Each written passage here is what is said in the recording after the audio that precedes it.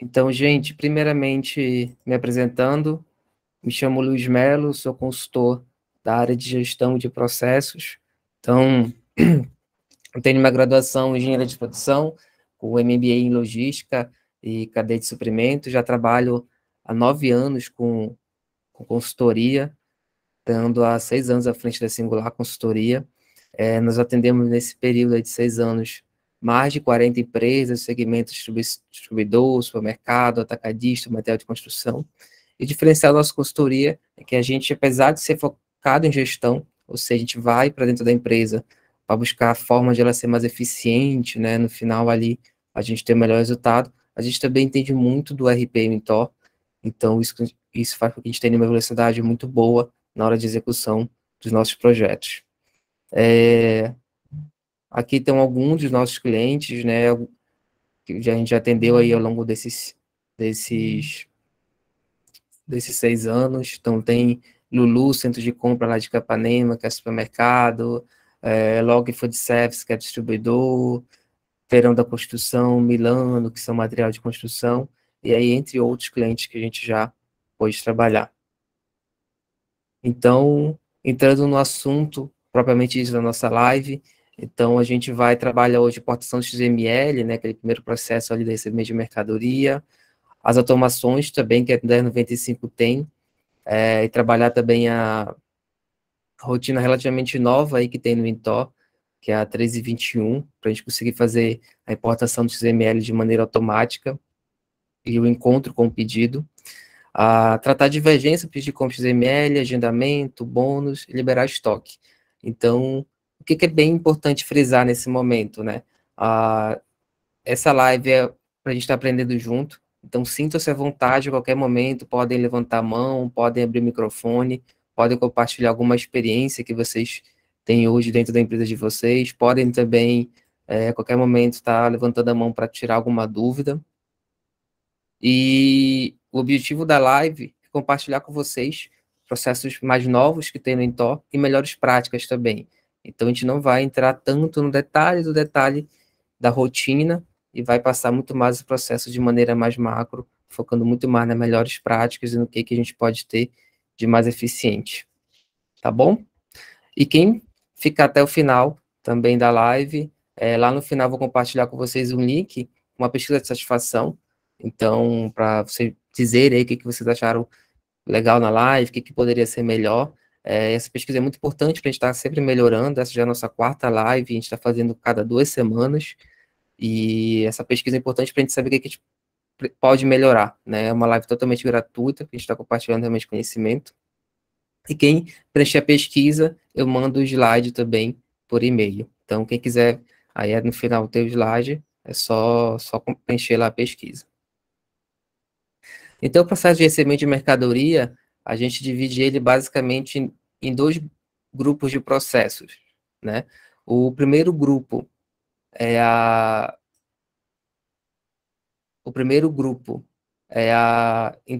pedido, né, o pedido e a confronto com a nota fiscal, né, então aquele momento ali em que eu estou acompanhando o faturamento do meu fornecedor, ele já emitiu a nota, eu comparo aquela nota com o meu pedido de compra, então esse é o primeiro momento ali da minha entrada de mercadoria, e eu tenho também o segundo momento, que é quando eu já estou efetivamente recebendo a minha mercadoria lá no meu armazém, lá no meu CD, lá na minha logística da minha loja. Então, primeiramente, eu vou tratar desse primeiro grupo aqui de processo, né, que é o pedido e a nota fiscal, e mais na frente eu vou tratar do segundo grupo de processo, que é o recebimento. Então, nesse primeiro grupo aqui de processo,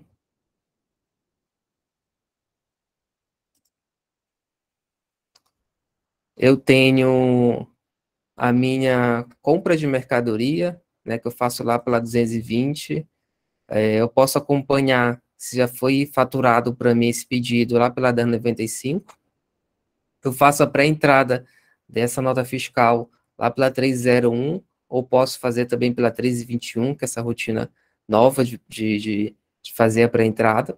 Eu analiso a minha pré-entrada pela 309, vejo se tem alguma divergência ou não, trato essas possíveis divergências, né? E aqui é bom frisar que a divergência não é só comercial, é uma divergência também que pode ser fiscal, então tem que tratar isso aqui tudo junto.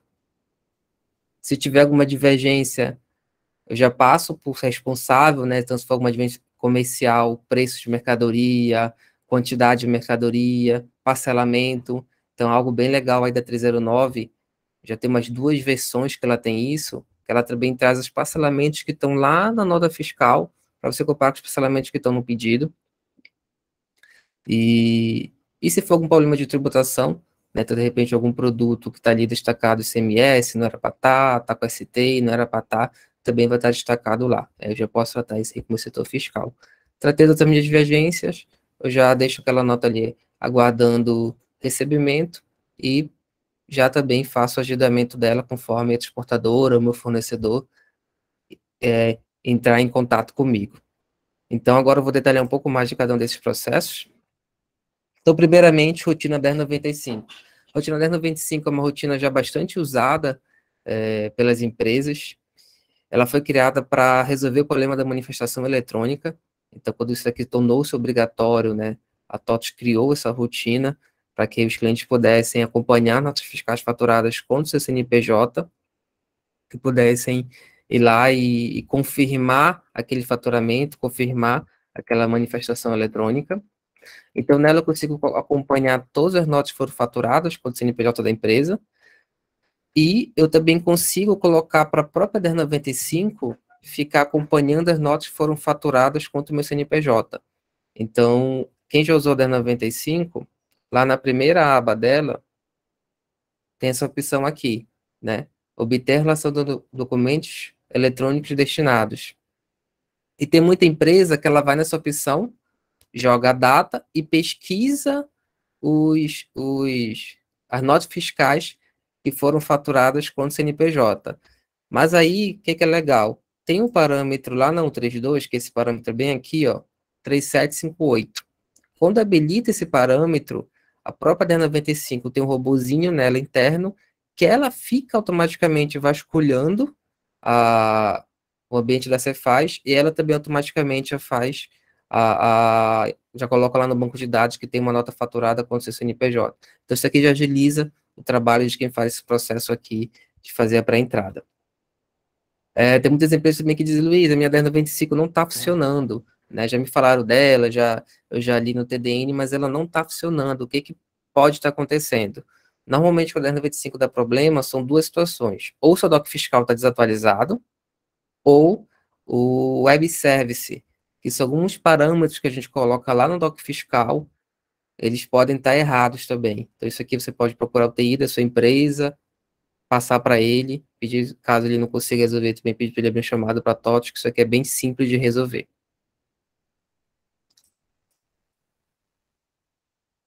Então, a 1095, né? Eu consigo já que, nessa primeira opção, eu posso vir aqui manualmente, pesquisar todos, mandar a rotina pesquisar todas as notas que foram faturadas quanto o meu CNPJ, ou eu posso deixar aquele parâmetro marcado da 132, que aí a própria rotina pesquisa todas as notas fiscais, que é o ideal, que aí a gente ganha tempo. Na segunda opção, venho, realiza a manifestação eletrônica. Eu não vou entrar muito nesse detalhe de como realizar a manifestação, é um processo bem simples, né? Vou lá, consulto as notas, confirmo ou não confirmo se aquela nota realmente eu fiz aquele pedido de compra. Realizo o download XML. Isso aqui é bem legal utilizar, porque quando eu realizo o download XML para dentro do Intor, lá na 301, quando eu vou fazer a importação XML, eu não preciso pegar o arquivo XML, salvar no meu computador, e lá na 301 fazer a importação dele. Se eu já fizer o download XML por aqui para 1095, lá na 301, ele já aparece para mim, só para mim fazer a pré-entrada. Então, agiliza também o trabalho de quem faz esse processo. E tem essa quarta opção dela aqui, que é relatórios auxiliares, que é uma opção que a gente usa bastante também, porque ela me ajuda a acompanhar o que está pendente para me chegar de mercadoria. Então, quando eu clico em relatórios auxiliares, posso vir aqui nessa primeira aba, nota fiscal consultadas e não recebidas. Então, é muito comum, né, a gente querer saber, poxa, o que eu tenho para receber aí nos próximos dias? Às vezes o diretor da empresa, às vezes o comprador liga perguntando, ó, fornecedor tal já faturou a nota, tem alguma previsão? E por aqui, para esse relatório, eu consigo já ter esse acompanhamento de tudo que foi faturado com o CNPJ da minha empresa e que ainda não foi dada entrada, né? É muito usado por comprador, por diretoria de empresa e outras pessoas que querem estar acompanhando mais de perto.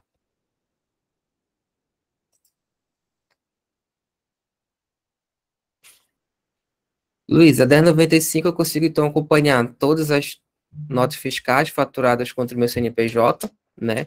Consigo também já fazer o download delas, já deixar elas todas dentro do Intor. E como é que eu faço a pré-entrada? A pré-entrada dessa nota, há duas formas de fazer.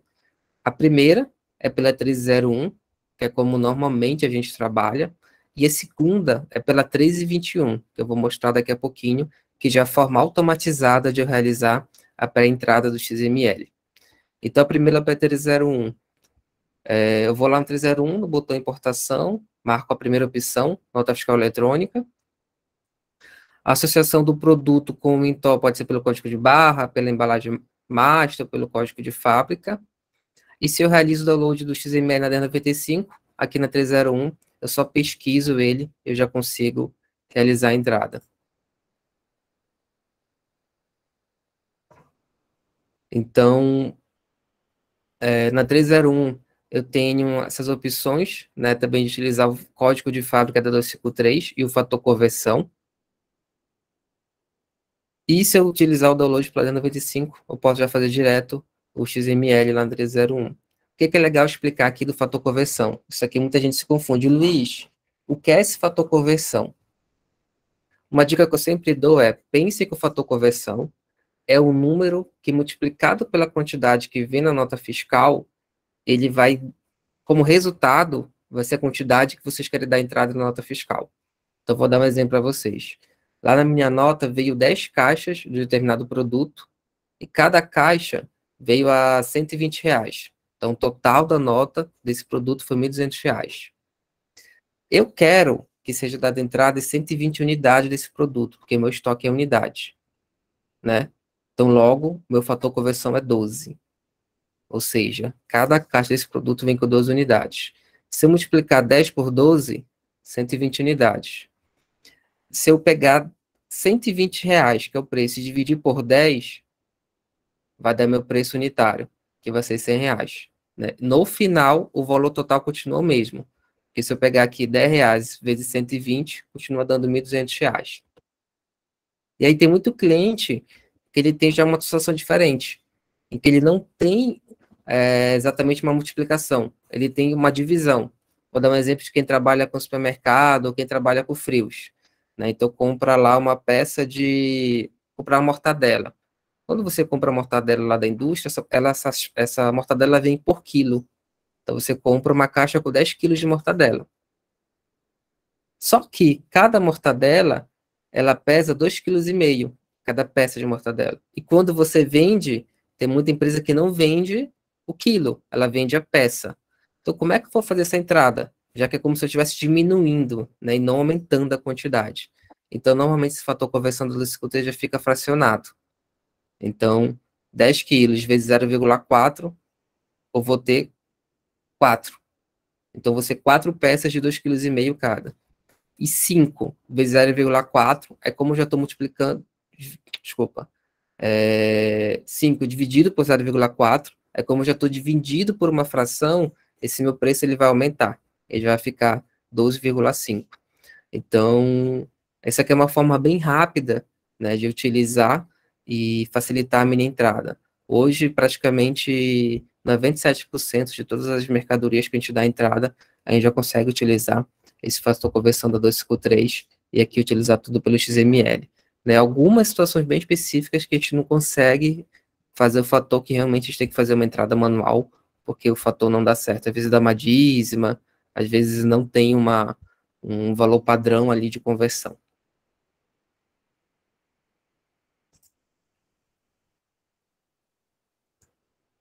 Então, aqui na 1301,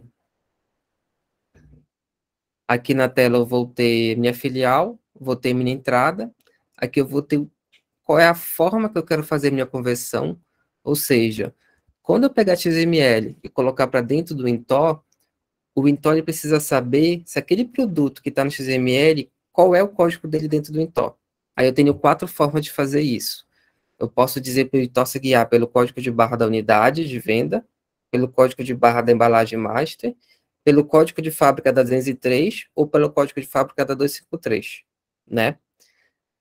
E aí, ou ele pode fazer pela pesquisa automática. Eu já vou falar daqui a pouquinho como é que ela funciona. Então, isso aqui é muito importante, tá, gente? A forma como o Intor vai entender qual é o produto. Por quê? Porque se eu usar o código da unidade de venda e eu tiver algum código de barra que tiver errado, o produto que vai vir no XML não vai ser o produto que vai ser dado entrada no Intor. Então, o cadastro de vocês tem que estar bem correto. E essa aqui, esse campo que eu vou escolher, ele também tem que ser bem padronizado. O que eu costumo fazer nas empresas que eu atendo como consultoria? Eu costumo padronizar junto ao setor de compras e de entradas de nota. Padronizar qual é o fator que a gente vai usar. O que costuma dar menos dor de cabeça e ser mais fácil é o pela 253. Luiz, por que pela 253? Porque a maioria dos produtos, pode ser um distribuidor, que compra normalmente do mesmo fornecedor, mas hoje um varejista, um material de construção, um atacadista, ele normalmente compra o mesmo produto de mais de um fornecedor. Então, se eu usar o código de fábrica da 203, vai ter situações que não vai se encaixar.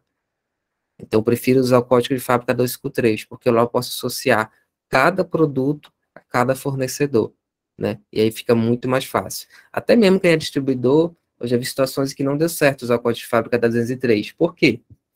Porque a indústria, às vezes, ela tinha mais de um CNPJ pelo Brasil. Às vezes ela mandava do CNPJ lá de São Paulo, às vezes ela mandava o CNPJ do Rio de Janeiro, às vezes ela mandava o CNPJ de Minas Gerais.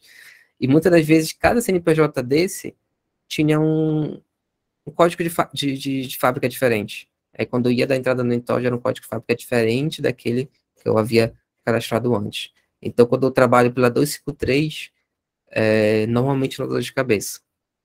Então, eu costumo padronizar isso dentro da empresa, para que tanto o meu setor de compras quanto o meu setor de recebimento de mercadoria, todos eles saibam qual é o padrão, e isso aqui fique mais fácil para se trabalhar. E aqui tem outros parâmetros também que é interessante tomar cuidado, né? Se eu for usar a 253, eu tenho que marcar. Se eu for usar 253 e quiser usar o fator conversão, que é esse fator que eu citei agora há pouco, né, que normalmente quando a gente compra da indústria, ele vem em embalagem master, mas o meu estoque, eu normalmente trabalho em unidade de venda. Então, se eu for usar o fator conversão, também tenho que marcar esses parâmetros aqui atrás. Gravar código de fábrica, desculpa, utilizar a fator conversão da 253, que é justamente para ele fazer a conversão. Se eu não marcar, ele não vai fazer. Então, aqui eu posso vir aqui, jogar no filtro o nome do fornecedor que eu desejo procurar. Quando eu clicar em pesquisar, se eu já tiver salvo, já tiver feito o download de XML desse fornecedor lá na 1095, aqui para mim vai aparecer todos os XMLs, eu só posso clicar aqui, clicar em carregar e seguir com o processo da pré-entrada, né? Então fica muito mais fácil do que tem muitas empresas que eu vejo utilizando, que é ir lá no portal da Cefa, jogar a chave da nota, baixar o XML para o computador, e o computador precisa ter certificado digital, aí salva numa pastinha e depois salva aqui dentro da 301. Então, fazendo todo o processo, marcando esse parâmetro aqui, lá na 132, né, o 3758, fazendo o download aqui pela 1095, então o processo para entrar na 301, ele fica bem mais rápido.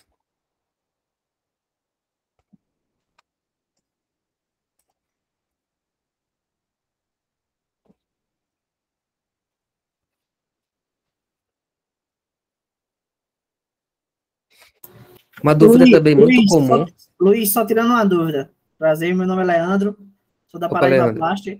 Eu queria tirar uma dúvida da 1095. Ela aparece uma rejeição lá, a rejeição 656. A TOTUS fala que é por conta de consulta excessiva na Cefaz. Só que se a gente deixar em automático lá na 132, por que dá esse erro ainda? Da 1095? Leandro, cara, nenhum cliente meu tive esse problema. Todos os clientes utilizam a consulta automática. Eu nunca tive problema de consulta excessiva, cara. Pode ser o que eu já vi acontecer. Isso eu vi uma vez quando eu parametrizei a consulta automática. Há muito tempo que o cliente não usava a 1095. Então, ela sempre grava o último XML que foi pego na Cefaz, lá no banco de dados. E esse último XML já havia mais de meses que eles haviam utilizado. Então, a primeira vez que eu parametrizei para pegar automático, ele foi buscar do último XML para frente. Aí, realmente, ela consumiu bastante e ficou travando. Então, o que foi que eu fiz? Antes de eu colocar automático, eu deixei manual, fiz uma pesquisa, ou seja, atualizei os dados ali para a semana que eu estava, aí depois coloquei automática, entendeu?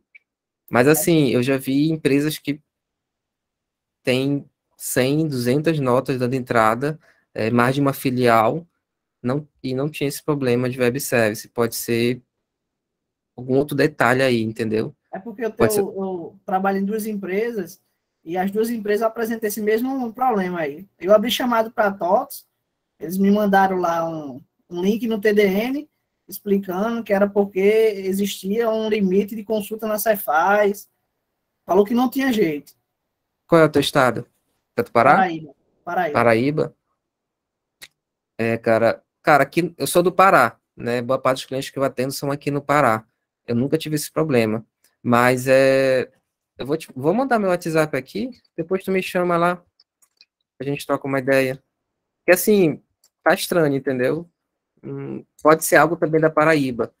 Alguma coisa na Cefaz da Paraíba que não tá deixando consultar muito de uma vez só. Mas tá com mais cara de ser parametrização.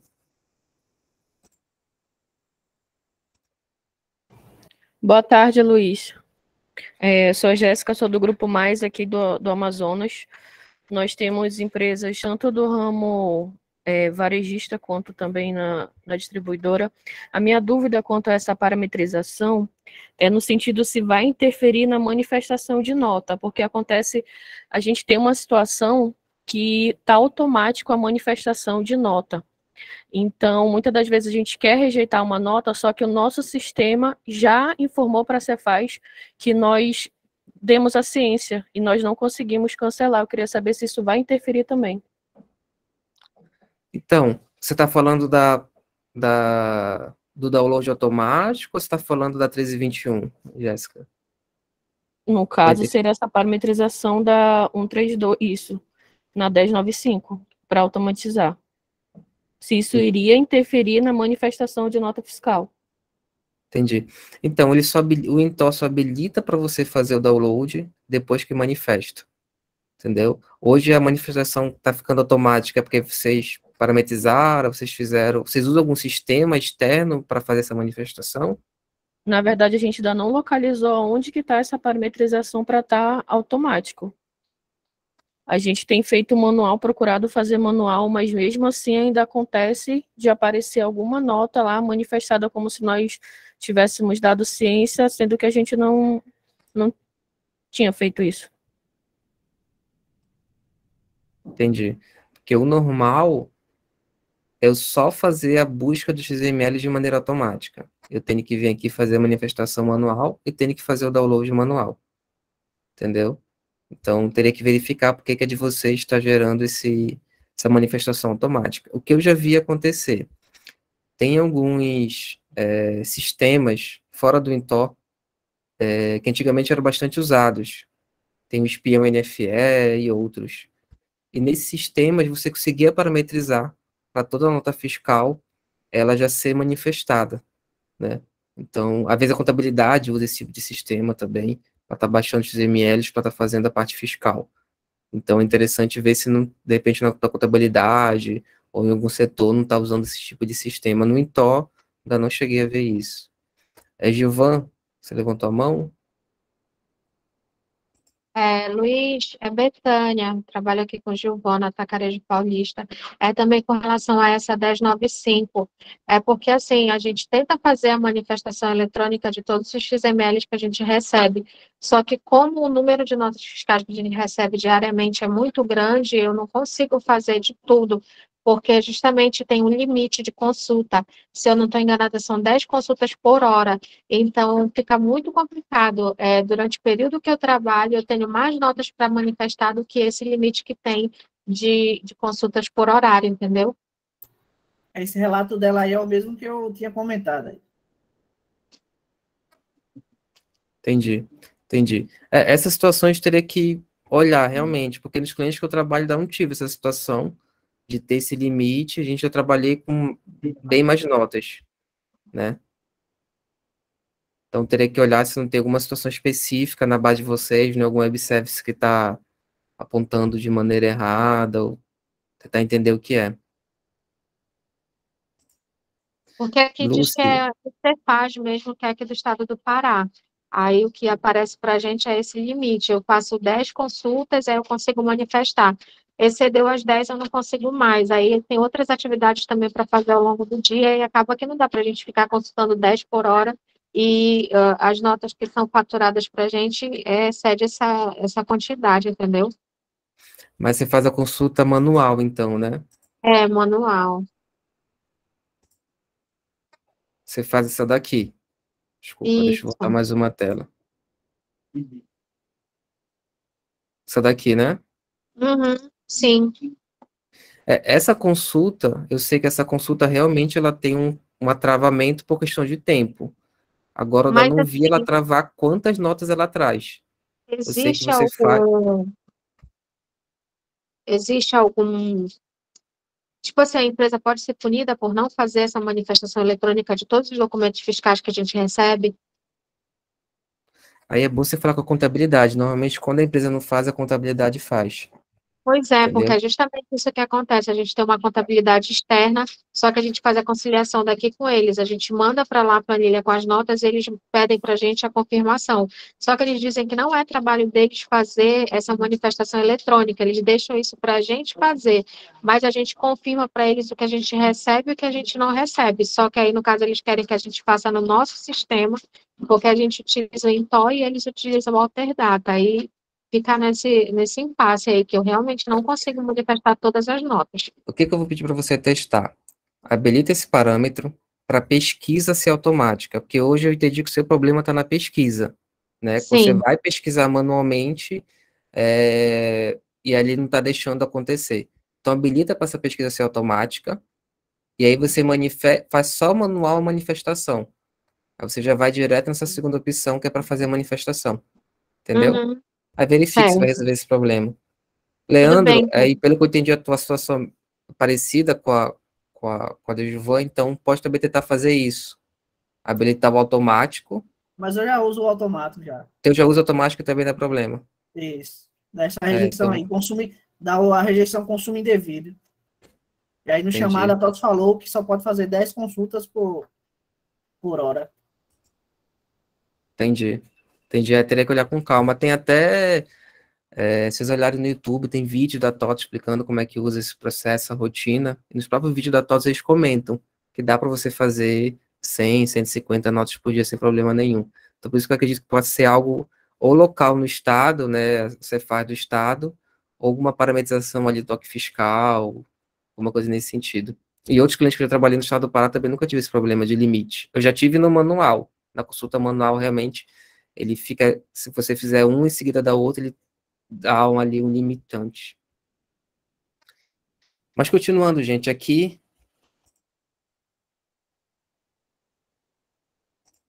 Então, sobre a 301, eu tenho uma opção lá que é pesquisa automática, né? Que é quando eu não quero escolher se vai pela 253, se vai pela 203, eu quero que o próprio Intor defina qual que é a melhor forma. E aí, lá na pesquisa automática, como que é o critério do Intor? Ele utiliza essa prioridade aqui, ó. Ele primeiro procura esse produto em relação a 253. Verifica se tem um código de fábrica. Se ele não encontrar, ele se procura esse produto na 203, em relação ao código de fábrica lá da 203. Se ele não encontrar, ele vai procurar pelo código de barra da 203, e se ele não encontrar, ele vai procurar pelo código de barra macho da 203. Não encontrou nenhum desses, aí ele vai dar como produto não encontrado, né? Então, aqui também é uma opção de se utilizar pela 301. E o que tem de novo hoje nas novas versões aí do Intó? É a automação da minha pré-entrada, lá pela rotina 3 e 21. Então, o que essa rotina faz? No processo normal, eu tenho que fazer a importação XML lá na 95, tenho que importar ele na 301, fazer a pré-entrada e depois ir lá na 309 e analisar aquela pré-entrada. A 1321 é para matar o processo da 301. É para matar esse processo aqui, ó. Então, quando eu parametrizo a 1321, fica rodando o robozinho dentro do Intor, que ele pega aquele XML que a 1095 já fez lá a manifestação, pega aquele XML e já verifica se tem algum pedido de compra com as mesmas condições daquele XML. Se ele encontrar o mesmo pedido de compra, ele já faz uma pré-entrada automática e aí já fica pronto lá na 309 para você fazer a pré-entrada. Quais são os critérios que essa rotina utiliza, né? Como que ela trabalha? Então, ela faz importação automática, XML, você economiza tempo no processo, né? Como o Giovanni do Paulista comentou, são muitas notas que a gente tem que dar entrada todo dia, ainda mais que quando a gente tem mais de uma filial, normalmente a gente concentra a entrada de notas em um único setor, né? Então, isso gera bastante trabalho. Essa rotina utiliza a pesquisa automática da 301, então ela não tem essas opções aqui, como a 309, de eu escolher como que eu quero que ela pesquise o produto. Ela já faz isso de maneira automática, utilizando esses critérios da pesquisa automática. Ela valida o CNPJ XML para identificar qual é a filial, né? Então, se tiver 10 filiais, ela vai pegar todo o XML, vai olhar qual CNPJ que é o destinatário ali, para identificar qual é aquela filial.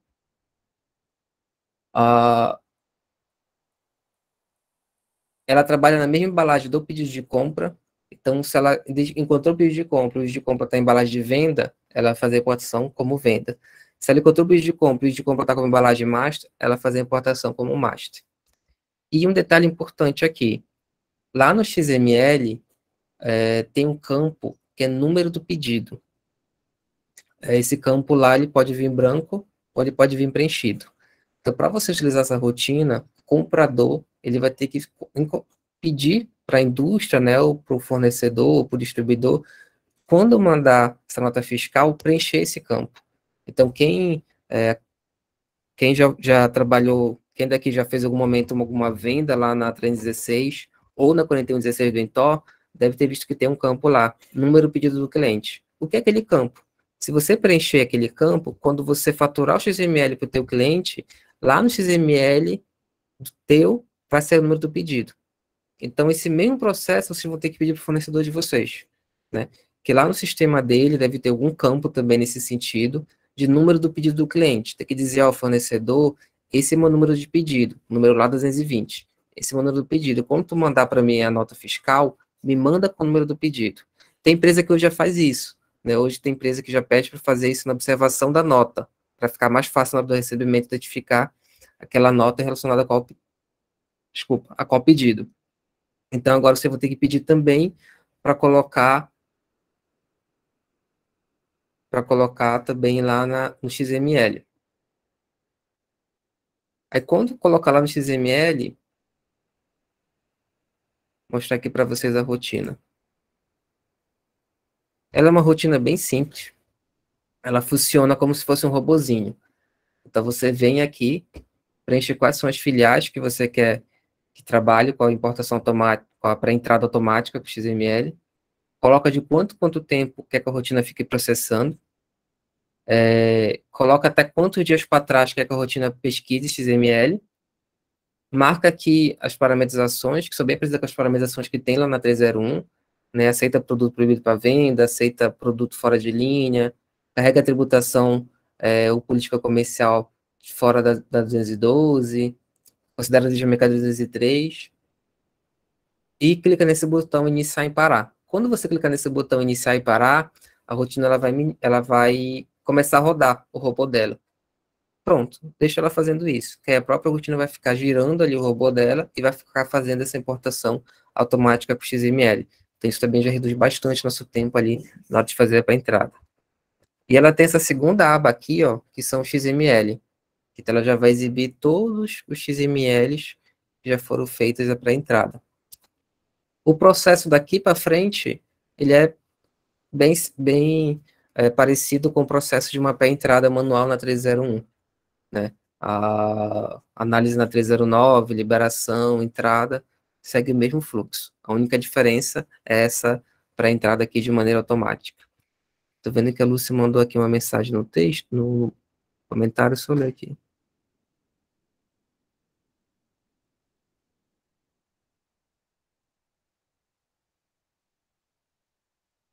A Lúcia também comentou que ela é de Manaus, ela também tem essa limitação de 20 notas por hora. Eu vou dar uma estudada com calma nisso, gente. Vou olhar como é que está hoje nos clientes, e aí depois eu posso até passar por e-mail para vocês, ou já deixei meu WhatsApp aqui também, quem quiser entrar em contato, para a gente verificar se tem alguma solução melhor para isso. A pré-entrada hoje automática, você já utiliza, já conheciam, já trabalhavam no processo de vocês? Podem abrir o microfone e falar, fique à vontade, tá, gente? Quero entender também como é que vocês estão em relação ao que a gente está comentando aqui de boa prática.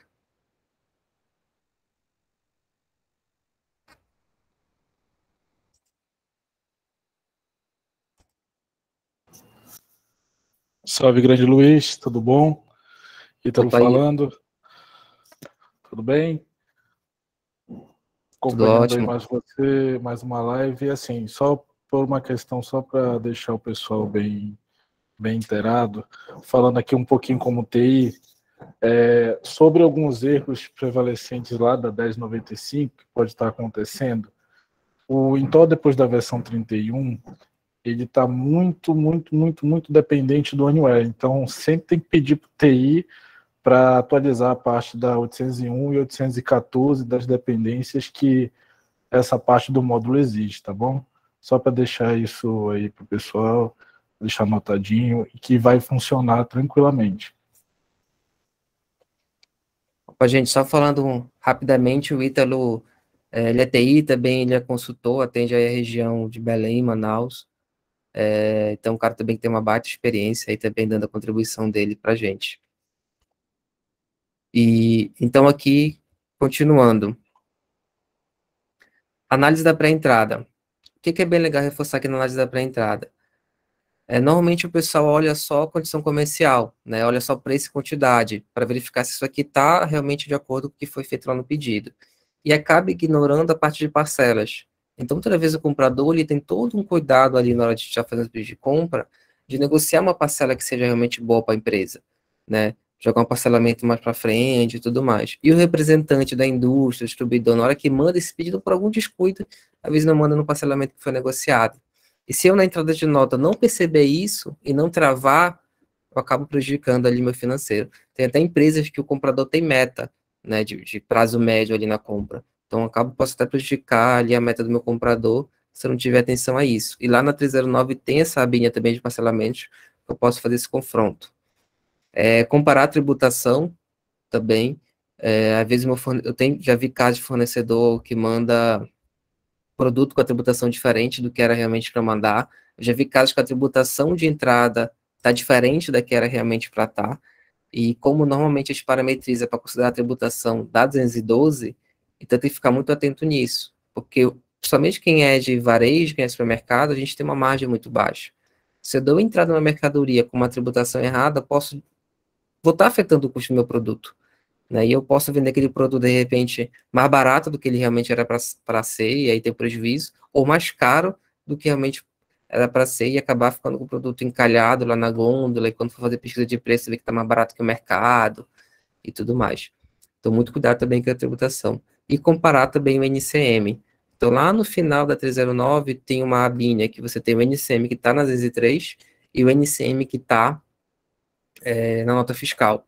É bem legal também ver se o seu NCM está de acordo com o que a indústria está mandando, porque é com base na NCM que o setor fiscal, o setor contábil, faz toda a tributação de entrada, de saída, faz todas as regras, e vez por outra, essas regras mudam dentro do Estado, né? Pelo menos aqui no Pará, alguns setores, 2 anos, a gente tem mudanças aí na parte fiscal, dos produtos mais vendidos, então tá com o NCM correto, facilita também nessas mudanças, está mudando os produtos que foram impactados.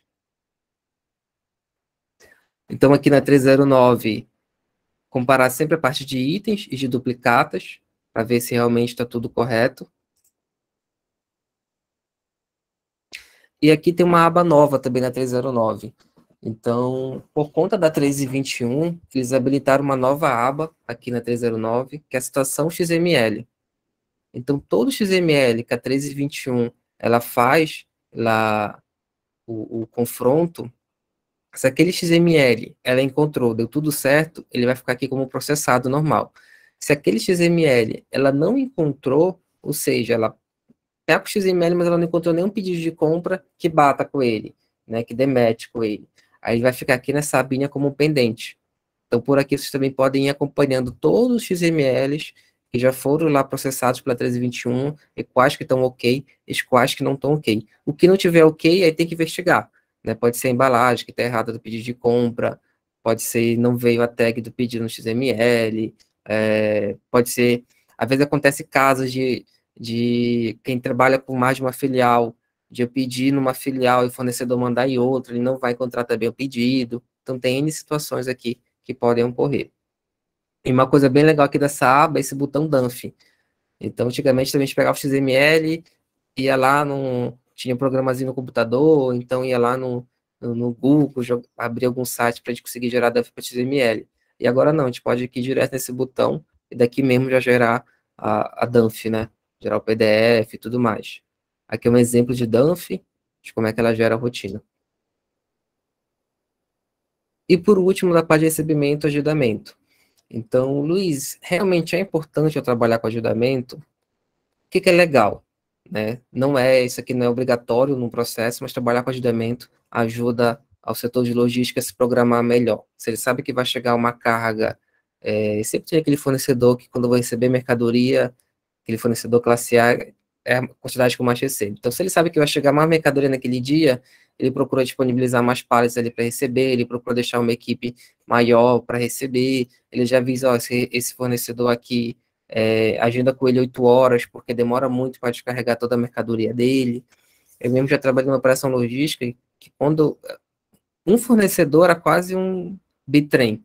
Então, a gente sempre mandava ele chegar 8 horas, passava o dia inteiro só para tirar a mercadoria do caminhão, e mais outro dia inteiro só para destrinchar as caixas, como a minha equipe era reduzida, só para destrinchar as caixas na doca. Né? Então, dependendo do fornecedor, isso aqui pode dar mais trabalho ou não. E aí é legal eu sempre trabalhar com agendamento. E costumo também colocar como boa prática. Então, hoje você tem aí o Google Planilhas, que é gratuito, basta ter uma conta no Google. Então, o setor de recebimento, eu costumo orientar a criar uma planilha ali no Google Planilhas e compartilhar essa planilha com os outros setores, setor de logística, setor de compras, e ali ele vai preenchendo o que tem para receber em cada dia. Porque ele não precisa ficar passando informação para a logística, ó, logística vai chegar tal coisa tal dia, ó, compra vai chegar tal coisa tal dia. Não, cada setor pode ir lá entrar lá na planilha e ver o que vai receber. Então, a informação ela fica sendo passada para os setores de maneira muito mais fácil, muito mais simples, né? E de maneira gratuita, isso aqui, só ir lá e criar. E agendar de acordo com a capacidade de recebimento, né? Então, o setor de recebimento também tem que ter quando ele perceber que ele pode estar tendo mais mercadoria do que a logística é capaz de receber num dia, sempre alinhar ali com o setor de logística essa questão. E como ele vai estar em contato com a transportadora, com o fornecedor, já alinhar também as políticas de recebimento, né? Então, tem empresa que só recebe se o fornecedor trazer chapa, tem empresa que não, que os funcionários deles que descarregam, tem empresa que tem horário para receber, então não recebe o horário do almoço, e a mercadoria tem que chegar até às 16 horas, tem empresa que o horário que chegar ela recebe. Então, tudo isso aqui, na hora do recebimento, eu já consigo alinhar com o meu fornecedor, com o meu transportador, para que seja melhor. Tranquilo até aqui, gente? Alguém tem algum comentário, mais alguma dúvida, algum questionamento, alguma contribuição também, algo que queira compartilhar aí com todo mundo? Então, passar para a parte de recebimento. Doutor, só uma experiência aqui que a gente teve. A gente trabalha muito com a parte do supermercado e temos alguns fornecedores aí, principalmente. Posso citar o nome do fornecedor? É grande. Eu acho melhor não citar, para não ter problema. Só citar que é grande já tá bom. É grande fornecedor, assim, é nível nacional, e eles tendem sempre a enviar para a gente o mesmo código de fábrica, que é o mesmo código interno deles, tanto na caixa quanto na unidade. Eu não sei se alguém aqui já passou também por isso, e aí eu queria ver qual seria a sua sugestão em relação a isso, se a gente de fato não compra o produto, mas que de fato acontece. Tanto na caixa, não sei se você viu, quanto na unidade, eles mandam o mesmo código de fábrica, o mesmo código interno deles, que para a gente é o código de fábrica. Quando você fala na caixa, você está falando do código de barra da caixa, é isso, Ítalo? Isso, o código de barra da caixa. Não, desculpa, o código deles interno. E é o mesmo código, tanto de barra quanto o código interno deles é o mesmo. Ah, entendi, perfeito. Cara, esse caso, o ideal é que tu use a 253, né? Então, realmente, lá no 253, tu vai colocar o código de barra como sendo o código de fábrica. Aí tu consegue fazer a pré-entrada sem problema nenhum. Isso daí é muito importante, muito, muito bom. Eu colocaria o código de fábrica dele como se fosse o código de barra da caixa, seria isso? Pelo que eu entendi, o código de barra dele é o código de fábrica também, né? Então, Não, tu na verdade, colocaria assim, ele lá no... é assim, tanto o código de barra quanto o código de interno deles é o mesmo, tanto para caixa quanto para unidade. Ah, entendi. Entendi. Nesse caso, o que eu oriento? Como o código de barra é o mesmo da unidade da caixa, lá na 203 deixar o código da caixa vazio, né? E deixar o código de barra só na unidade. E aí no pedido, fazer um pedido de como não poderia fazer na caixa master, né? Faria o pedido na unidade, seria isso. Não, isso não impacta no pedido. Tu pode fazer o pedido e embalagem master normal, entendeu? E lá na 253, já que o código de barra da unidade também é um código de fábrica, na 253 tu coloca o código de barra como sendo o código de fábrica. Essa questão do código de barra não vai impactar no teu pedido ser master, ser unidade, sem problema nenhum. Pode colocar também lá a conversão na 203, na 253, também que isso não vai impactar. Perfeito. Eu só não coloco o mesmo código de barra na 203, na código da unidade e na caixa, porque na hora que a gente vai fazer o inventário, se a gente for bipar ali, normalmente dá problema, entendeu? O que também é supermercado e é atacadista, que às vezes vende em caixa, passando checkout, também pode dar problema. Perfeito, obrigado. Tranquilo? Então, alguém mais levantou a mão, gente? Se levantou a mão, pode abrir aí o microfone e falar, fica à vontade, tá? Passando no nosso processo de recebimento de mercadoria. Recebimento de mercadoria. Faço a entrada na 301, né? Se já tenho lá minha pré-entrada, já tenho meu agendamento, só finalizo a entrada na 301, monto o bônus na 1106, e aqui eu tenho o segundo confronto. Então, lá no meu processo de XML, eu tenho o meu primeiro confronto, que é para me verificar se aquilo que eu pedi do fornecedor realmente chegou, na quantidade que eu pedi, no preço que eu pedi, no parcelamento que eu pedi, se a tributação está correta. Então, ali, no meu primeiro processo, que é para a entrada, eu verifico as condições comerciais e fiscais do meu produto, né? Nesse segundo processo, que já é meu recebimento, já é o segundo confronto que eu faço. Eu já verifico se o que eu estou recebendo fisicamente, o que está saindo do caminhão, entrando na minha empresa, realmente está de acordo com o que está na nota fiscal.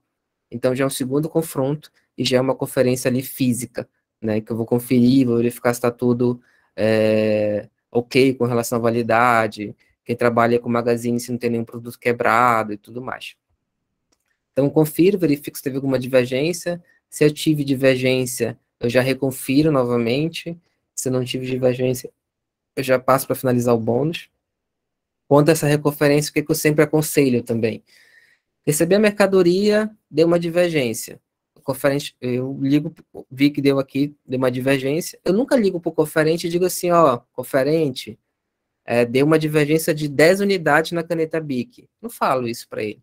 Eu digo, ó, conferente, reconfere para minha caneta BIC. Por quê? Porque a conferência ela é cega. Se eu disser para ele que deu uma divergência, pode ser que ele nem reconfira, só diga que está ok.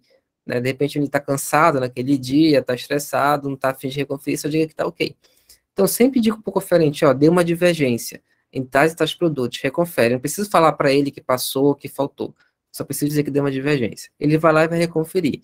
Se novamente der diferença naquele produto, aí já é ideal que eu já ligue para o supervisor de logística, para o encarregado, e já peço até ele lá fazer essa recontagem, que já é uma outra divergência, né? Pode ser que, como eu já pedi para o conferente reconferir, pode ser que realmente tenha vindo errado o produto, ou ele não esteja sabendo ali separar certinho o produto, ou realmente faltou, né? Então, legal, essa segunda divergência já seja realmente um responsável do setor que vai lá, confira. A primeira divergência, ela é muito comum acontecer, porque às vezes o conferente, ele mistura a caixa, está recebendo e tudo mais, então é muito comum de acontecer. Fiz e resolvi a divergência, se eu tiver alguma avaria, se eu tiver alguma falta, o ideal é já tratar isso. Depois que eu tratei, finalizo o bônus, precifico a mercadoria e libero para o meu estoque. E aí tem muita gente que me diz assim, Luiz, realmente eu preciso do bônus? Eu não consigo só pegar a nota fiscal e receber, porque é mais rápido, o cara chegou aqui, eu pego a nota da mão dele e já recebo. O que a gente observa muito? E isso, se você não utiliza um bônus, vocês passarem a utilizar, vocês vão observar. No momento que eu recebo pela nota, quase nunca tem problema. Toda empresa que eu chego, que eu olho que estão recebendo pela nota, eu pergunto, tem problema no recebimento? Precisa de não, o recebimento é 100% correto. O cara manda para mim, chega tudo certinho. Primeira semana que a gente coloca o bônus para rodar, a gente começa a identificar que está faltando mercadoria. Começa a chegar mercadoria errada. Ou seja, só porque eu comecei a rodar o bônus, é que o fornecedor começou a mandar mercadoria errada para mim? Possivelmente não. É porque antes era a minha conferência que provavelmente era falha. E quando o cara confere com a nota, nem sempre ele tem atenção. Talvez ele só pega a nota, olha a mercadoria assim de longe e vai ticando. Ele não vai lá, não abre as caixas, não separa, não reconfere direitinho. Então o bônus, ele força o meu conferente a realmente ter um cuidado na hora de ele estar ali recebendo a mercadoria. Isso aqui é extremamente importante. Citando um caso para vocês de um cliente, a gente fazia inventário cíclico e a gente fez um inventário de cigarro. Identificou uma falta de 4 caixas de cigarro. Era uma quantidade que a gente disse, cara, isso aqui não tem como um cliente ter roubado de dentro da loja. É muito grande a diferença. Ou foi alguma entrega errada, ou foi recebimento de mercadoria. E a gente foi puxar recebimento. O último recebimento, que já estava disponível ainda tinha sido recente, já estava ainda no DVR das câmeras. E a gente foi ver que, primeiro, não tinha sido usado o bônus, o fornecedor chegou, estava no horário que a pessoa do bônus não estava lá disponível, porque tinha que resolver uma outra situação, aí o conferente resolveu receber sem um bônus. Pegou a nota, recebeu sem um bônus. E exatamente nessa daí a gente viu que tinha dado a diferença. A gente conferiu uma por uma a caixa de cigarro que saiu do caminhão, batendo com a nota, e a gente viu que o rapaz do caminhão tinha descido ao menos. Possivelmente, o cara ali do caminhão jogou, né, vou descer a menos, se o cara sentir a diferença, tá aqui. Se o cara não sentir a diferença, ganhei aqui as 4 caixas, né? Então, assim, varejo, a maior brecha, uma das maiores brechas, na verdade, que se tem é a entrada de mercadoria. Somente supermercado, material de construção, muitas vezes quando a gente pega roubo de cliente, é o cliente roubando uma caixa, uma unidade, 2 unidades, no máximo uma caixa. Recebimento de mercadoria, não. Se eu tiver algum esquema do meu conferente com o cara do caminhão, ou se eu tiver um motorista ali que está descendo mercadoria para mim, um pouco mais de malícia, ele pode levar até um pallet e o conferente não observar. E eu já vi caso até mesmo disso. Faltar um pallet de mercadoria, depois a gente olhar e também ter sido recebimento de mercadoria. Então, muito, muito, muito cuidado. As maiores perdas que a gente tem no varejo estão aqui no recebimento de mercadoria. Giovana, você levantou novamente a mão?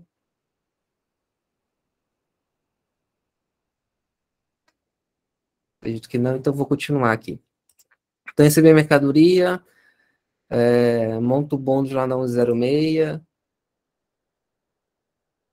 Então, na 106, sempre usar a conferência cega, garante uma entrada correta no entorno em relação ao produto e à quantidade. Isso também é algo bem, bem interessante. Quando a gente usa a conferência cega, a gente consegue também identificar se o produto que for dado entrada é realmente um produto que eu alimentei dentro do entorno, que está chegando para mim, na verdade, desculpa. Eu percebo muito nas empresas que não usam conferência cega, depois a gente vai fazer inventário, aí tem um produto faltando e tem outro sobrando. A gente vai olhar a entrada e saída, a gente identifica que o que chegou, na verdade, na nota fiscal foi o produto A, mas o que foi dado entrada foi o produto B. Como não foi feito bônus, não se fez o bônus, ele acaba sendo como auditoria do que foi dado entrada. Então, simplesmente eu dei entrada na mercadoria, não se observou que foi dada entrada trocada, né? Às vezes é produto parecido, produto que só muda a fragrância, só muda o sabor, e aí se dá entrada errada ninguém se percebe. Quando eu uso o bônus, não. Eu estou conferindo exatamente aquilo que está sendo lançado no estoque do Intó. Então, a chance também de eu dar entrada errada em algum produto, ela é bem menor. O ideal no bônus é eu conferir utilizando o código de barra, né? Então, tem algum checkout, ou tem algum coletor de dados, e todo produto que não tiver código de barra vindo da indústria, eu criar um código de barra interno, ou alguma outra identificação, porque isso aqui ajuda na hora que eu precisar separar aquela mercadoria, ou que eu precisar fazer algum inventário. Então, aqui alguns exemplos, né? Então, quem nunca trabalhou com coletor de dados, esse equipamentozinho aqui, ó, né, que ele é o Intó, ele tem algumas rotinas que são customizadas para utilizar nesse equipamento. Então, ela já roda aqui numa tela menor e mais prática. Então, com ele, eu já consigo bipar diretamente o código de barra do produto e já ler. Ou também posso usar o computador. Então, lá na 1106, eu tenho, só passando aqui rápido, eu tenho esse botão bem aqui, Checkout, que quando eu clico nele, ele abre uma tela com a quantidade de código de barra, e aí eu posso usar um leitor desse de mão e ir bipando os códigos de barra do produto, e a própria 106 só vai somando isso para mim. E aqui eu comentei com vocês, né? Então, quando eu não tenho um código de barra de um produto, eu posso ir lá e geralmente esqueço. Isso aqui é até de um cliente nosso, né? Uma colher de madeira que a gente compra de fornecedor, que ele não tem código de barra. A gente foi lá e gera, porque isso aqui na hora que for fazer inventário, tá com etiqueta. Na hora que for passar isso aqui no caixa, tá com etiqueta. Então, isso aqui evita falhas na minha operação. E aí, o ideal é que eu faça essas etiquetas que já nessa mesma mercadoria. Porque toda a mercadoria já entra no meu estoque, toda já identificada. Então, aqui na rotina de digitação de bônus, se eu não tiver coletor, eu posso receber direto pelo computador com um leitor de mão, utilizando essa opção do checkout. E a pessoa que for utilizar 1106, ela não pode ter acesso a essa aba aqui, ó, que eu deixei só para vocês verem, que é quantidade de nota fiscal. Então, lá na 530 tem uma permissão, se a pessoa pode ver ou não a quantidade que está na nota. Por quê? Porque é uma conferência cega, né?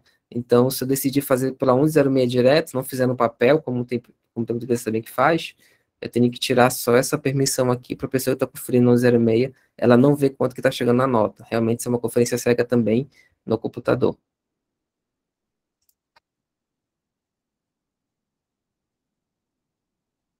Então, primeira divergência está com o conferente, segunda divergência está com o supervisor. Avarias e faltas. Avarias e faltas, o ideal é acontecer uma avaria ou acontecer uma falta, na mesma hora você já vai tratar isso. Se tiver que fazer devolução ao fornecedor, você já faz. Qual o cuidado que você tem que ter? Cada fornecedor tem sua política para trabalhar a avaria ou trabalhar a falta. Tem fornecedor que diz assim, teve uma avaria, teve uma falta, já faz a devolução, já me manda, pelo meu próprio caminhão. Tem fornecedor que usa transportadora. Ele diz assim, ó, teve uma avaria, teve uma falta, você só pode mandar pela transportadora depois de uma autorização minha. Aí você tem que mandar o e-mail para a empresa tem que responder esse e-mail autorizando, aí sim você pode emitir de devolução, né? Então, assim, cada fornecedor tem a sua política. É interessante que vocês tenham já essa política de cada fornecedor em mãos, porque isso vai agilizar o trabalho de vocês e vai evitar erros. Eu já vi casos de o pessoal fazer devolução e o fornecedor dizer assim, não era para ter feito, porque esse tipo de avaria, não sou eu que pago, é a transportadora que paga. Então, não era para fazer devolução, era para fazer uma venda e cobrar da transportadora.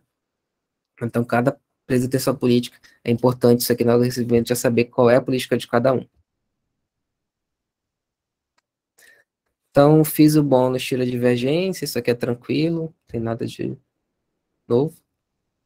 Fui fechar o bônus. Aqui, essa observação do bônus, pouca gente usa, tá? Mas o que eu gosto de usar bastante ela? Tudo que aconteceu de diferente naquele bônus, eu gosto de registrar aqui. Então, teve uma avaria, teve uma falta, qualquer coisa diferente, eu gosto de registrar aqui, porque isso aqui fica gravado no Intó. Né? Então, se lá na frente eu tiver algum problema com esse fornecedor, eu quiser lembrar alguma coisa que aconteceu no bônus, tá aqui, tudo gravado. Depois que eu fiz a entrada, fechei o bônus, passo a minha precificação, né? Normalmente quem faz a precificação ou é o comprador, ou é o diretor da empresa, ele pode fazer lá na 201 ou na 2017. Fiz a minha precificação, tenho que liberar o estoque. Liberação do estoque, ela depende muito da empresa, e de como é que foi desenhado o processo ali dentro. Tem empresa que quem libera o estoque é a própria pessoa que precifica. Então, lá na 201, na 2017, ela tem o botão de mudar o preço e já liberar o estoque daquele produto, né? Aqui na 201, coloquei como exemplo nesse botão aqui, liberar estoque bloqueado. Ou ela pode apertar F9 também e liberar o estoque. Quem trabalha em distribuidor, normalmente usa muito essa opção, porque já precifica e já libera o estoque para o pessoal da venda externa já conseguir vender esse produto. Uma outra opção também que eu tenho é liberar o estoque na 266, né? Como a 266, ela é uma rotina que eu posso fazer muita coisa nela, então posso tanto liberar estoque de uma entrada, como eu posso bloquear um produto, como posso fazer N outras coisas, então o que eu oriento? A pessoa que libera estoque, ali após a entrada de mercadoria, que ela tenha essa restrição aqui na 530, permite desbloquear apenas com o número do bônus. Por que isso? Para que ela não libere uma mercadoria que está bloqueada, de repente, por outro motivo. Ou ela não libere mais do que exatamente está no bônus. Então, quando eu bloqueio aqui nessa permissão 13 e ela joga o número do bônus aqui, a 266 libera exatamente aquele que está no bônus, nem mais, nem menos, né? Então, se eu bloqueei, em distribuidor é muito comum a gente bloquear a mercadoria, porque eu quero fazer uma promoção, não quero que venda tudo, ou porque aquele produto ali, eu estou aguardando uma negociação, e aí eu estou segurando a venda dele, porque quando aquela negociação fechar, vou precisar ter aquele estoque, que é um cliente importante e tudo mais. Então, se eu deixar liberado para a pessoa da entrada poder mexer em tudo na 266, eu corro o risco de ela liberar algo que foi bloqueado pelo comercial. Então, eu sempre gosto de deixar travado aqui com essa restrição da 530, né, para liberar só realmente o que está no bônus. E também eu posso liberar o estoque na atualização, que é a atualização diária, mas a gente pode rodar ela, atualização diária 2, né, que a gente chama de semanal, mas também posso rodar ela diariamente, que é como é mais comum ser usado no varejo. Então, no varejo, eu costumo liberar o estoque sempre no final do dia, que eu rodo essa opção, aí libera todo o estoque, tá ali bloqueado. O material de construção também é assim, sucessivamente. Normalmente, nesses casos, o comprador, ele precifica pelo preço futuro ao longo do dia, e aí o TI ou uma outra pessoa, ou também posso deixar isso aqui rodando de maneira automática, ele vem aqui no final do dia, ele atualiza o preço e atualiza o estoque, né? Por que só no final do dia? Porque no varejo, como eu tenho cliente na loja, eu tenho um movimento muito grande, eu não posso ficar mexendo no preço a qualquer momento. Então, deixo para mexer no preço só no final do dia, para evitar que um cliente pegue um produto na gôndola, tá um preço, quando vai passar no caixa, tá outro preço.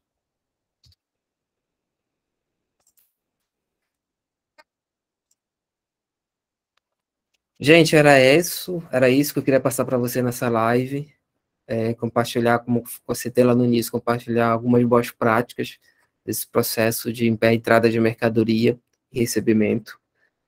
Então, aí eu deixo o microfone aberto para vocês, para quem ainda quiser fazer mais algum comentário, quiser fazer alguma pergunta, quem quiser também deixar sugestões